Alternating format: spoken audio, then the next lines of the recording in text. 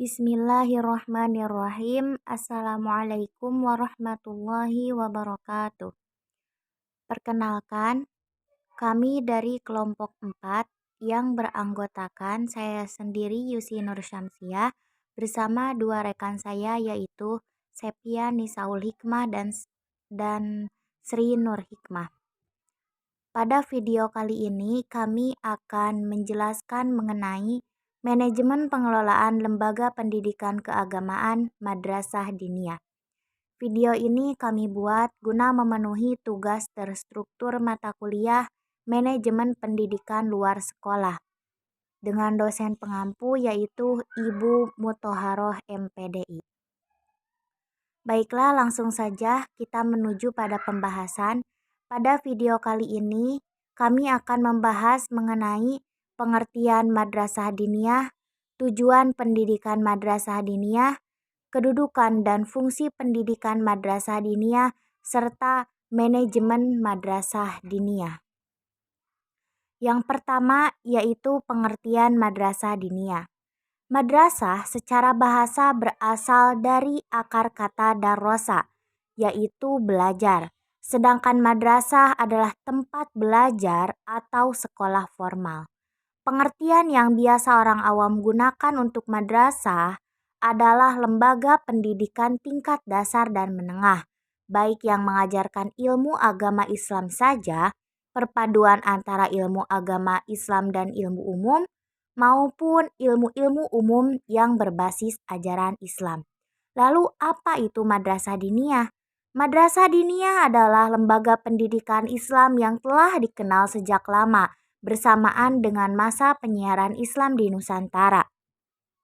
Madrasah diniyah adalah salah satu lembaga pendidikan keagamaan pada jalur luar sekolah yang diharapkan mampu secara terus-menerus memberikan pendidikan agama Islam kepada anak yang tidak terpenuhi pada jalur sekolah yang diberikan melalui sistem klasikal serta menerapkan jenjang pendidikan yaitu Madrasah Diniyah Awaliyah, Madrasah Diniyah Wusta, dan Madrasah Diniyah Ulya.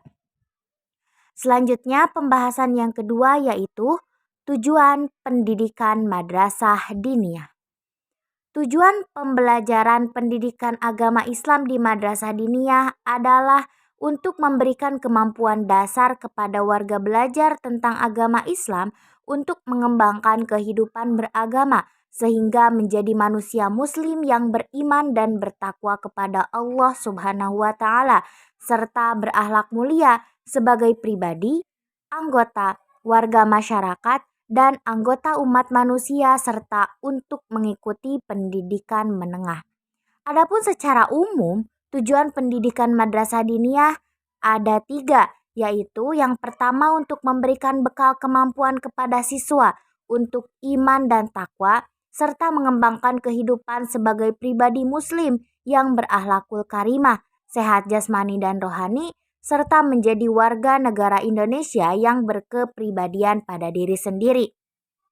Yang kedua, membina warga belajar agar memiliki pengalaman, pengetahuan, keterampilan beribadah, dan sikap terpuji yang berguna bagi pengembangan pribadinya. Serta yang ketiga yaitu untuk mempersiapkan siswa agar dapat mengikuti jenjang pendidikan madrasah diniyah yang lebih tinggi. Nah, selanjutnya kita juga akan membahas tujuan pendidikan madrasah diniyah pada setiap jenjangnya. Yang pertama, tujuan pendidikan madrasah diniyah awaliyah, yaitu untuk memberikan bekal kemampuan dasar kepada warga belajar.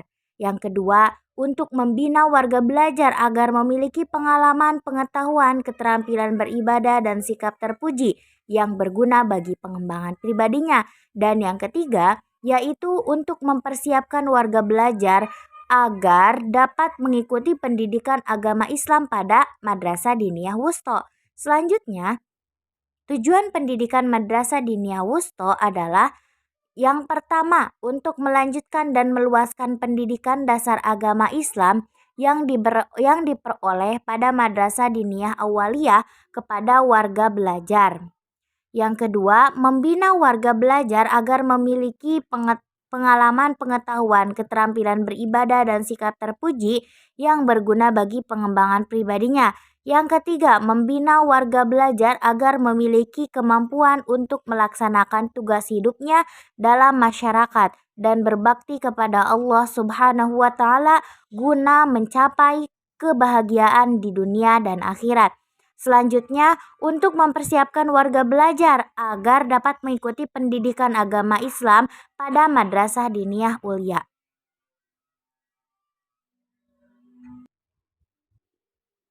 Selanjutnya, tujuan pendidikan Madrasah Diniyah Ulia adalah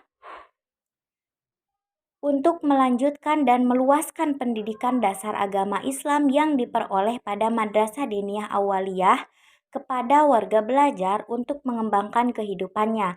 Yang kedua, agar membina warga belajar untuk memiliki pengalaman, pengetahuan, keterampilan beribadah, dan sikap terpuji yang berguna bagi pengembangan pribadinya. Dan yang ketiga, untuk membina warga belajar agar memiliki kemampuan untuk melaksanakan tugas hidupnya dalam masyarakat dan berbakti kepada Allah Subhanahu wa Ta'ala guna mencapai kebahagiaan dunia dan akhirat, serta untuk mempersiapkan warga belajar agar dapat mengikuti pendidikan agama Islam pada jenjang yang lebih tinggi. Di sini saya sebagai pemateri kedua akan menjelaskan mengenai kedudukan dan fungsi pendidikan madrasah diniyah. Yang pertama, kedudukan madrasah diniyah. Kedudukan madrasah diniyah adalah sebagai satuan pendidikan keagamaan jalur luar sekolah di lingkungan Departemen Agama Kabupaten, Kota, atau Kepala Seksi Perguruan Agama Islam Tata Kerja Organisasi yang sejenis. Yang kedua, fungsi pendidikan madrasah diniyah. Hakikat fungsi madrasah diniyah pada umumnya ada 3, yaitu yang pertama sebagai media penyampai pengetahuan agama, yang kedua sebagai media pemelihara tradisi Islam, dan yang ketiga sebagai media pencetak ulama. Selain itu, madrasah diniyah juga mempunyai fungsi yang lain, antara lain 1. Menyelenggarakan pengembangan kemampuan dasar pendidikan agama Islam yang meliputi Al-Quran, hadis, ibadah, fikih, akidah akhlak, sejarah kebudayaan Islam, dan bahasa Arab. Yang kedua, memenuhi kebutuhan masyarakat akan pendidikan agama Islam bagi yang memerlukan. Ketiga, memberikan bimbingan dalam pelaksanaan pengalaman agama Islam. Keempat, membina hubungan kerjasama dengan orang tua dan masyarakat. Dan yang kelima, melaksanakan tata usaha dan program pendidikan serta perpustakaan. Adapun poin yang selanjutnya yaitu manajemen madrasah diniyah. Manajemen madrasah merupakan sistem pengelolaan yang memberikan otonomi atau kemandirian kepala madrasah yang mendorong pengambilan keputusan partisipatif yang melibatkan secara langsung semua warga yang ada di madrasah sesuai dengan standar dan pelayanan mutu yang ditetapkan pemerintah. Manajemen madrasah merupakan sistem pengelolaan yang memberikan otonomi atau kemandirian kepala madrasah sebagai respon pemerintah terhadap gejala-gejala yang muncul dalam masyarakat. Manajemen yang dikelola madrasah meliputi banyak aspek, di antaranya yang pertama yaitu manajemen pembelajaran. Sistem belajar di madrasah diniyah merupakan evolusi dari sistem belajar yang dilaksanakan di pesantren salafiyah. Karena pada awalnya dalam penyelenggaraan pendidikannya dilakukan dengan cara tradisional. Adapun ciri khas untuk mempertahankan tradisi pesantren adalah mempertahankan paradigma penguasaan kitab kuning. Sementara pada awalnya sistem pembelajarannya menggunakan metode halakoh, yaitu model belajar di mana guru duduk di lantai dikelilingi oleh santri atau murid dengan mendengarkan penyampaian ilmu-ilmu agama. Namun, model halakoh tersebut mengalami pergeseran seiring dengan perkembangan zaman. Adapun perubahan yang dilakukan dari sistem halakoh ke sistem klasikal. Perubahan model tersebut berdampak pada respon masyarakat dalam perkembangan pendidikan Islam di Indonesia. Bergesernya sistem halakoh yang berlaku ke pesantren ke sistem klasikal di madrasah memberikan situasi baru dalam pembelajaran. Pendidikan agama di madrasah diniyah digolongkan pendidikan keagamaan yang tertutup terhadap pengetahuan umum, sehingga model pendidikan yang seperti ini disebut dengan sekolah agama atau sekolah diniyah. Dalam madrasah diniyah, terdapat beberapa tahapan atau tingkatan dalam pembelajaran. Bagi pemula atau tingkat dasar, dikelompokkan dalam tingkatan awaliyah, sedangkan untuk tingkatan menengah atau pengembangan pengetahuan dikelompokkan pada tingkatan wusto dan tingkatan terakhir yaitu ulia, untuk tingkatan menengah ke atas. Yang pertama yaitu Madrasah Diniyah Takmiliyah Awaliyah atau MDTA, adalah satuan pendidikan keagamaan Islam nonformal yang menyelenggarakan pendidikan agama Islam sebagai pelengkap bagi siswa SD atau MI sederajat maupun anak usia pendidikan setingkat. Jenjang dasar ini ditempuh dalam waktu 4 tahun dengan sekurang-kurangnya 18 jam pelajaran dalam seminggu. Yang kedua, Madrasah Diniyah Takmiliyah Wusto atau MDTW adalah satuan pendidikan keagamaan Islam nonformal yang diselenggarakan pendidikan agama Islam sebagai pelengkap bagi siswa SMP atau MTS sederajat maupun anak usia pendidikan setingkat yang belum mengikuti pendidikan formal. Jenjang ini ditempuh selama 2 tahun dengan sekurang-kurangnya kegiatan pembelajaran 18 jam pelajaran dalam seminggu. Kemudian ada Madrasah Diniyah Takmiliyah Ulia atau MDTU, adalah satuan pendidikan keagamaan Islam nonformal yang menyelenggarakan pendidikan agama Islam sebagai pelengkap bagi siswa SMA atau SMK atau MA sederajat atau anak usia pendidikan setingkat yang belum mengikuti pendidikan formal. Jenjang ini ditempuh dalam 2 tahun dengan waktu belajar minimal 18 jam pelajar seminggu. Selanjutnya di sini saya akan menjelaskan mengenai manajemen kesiswaan.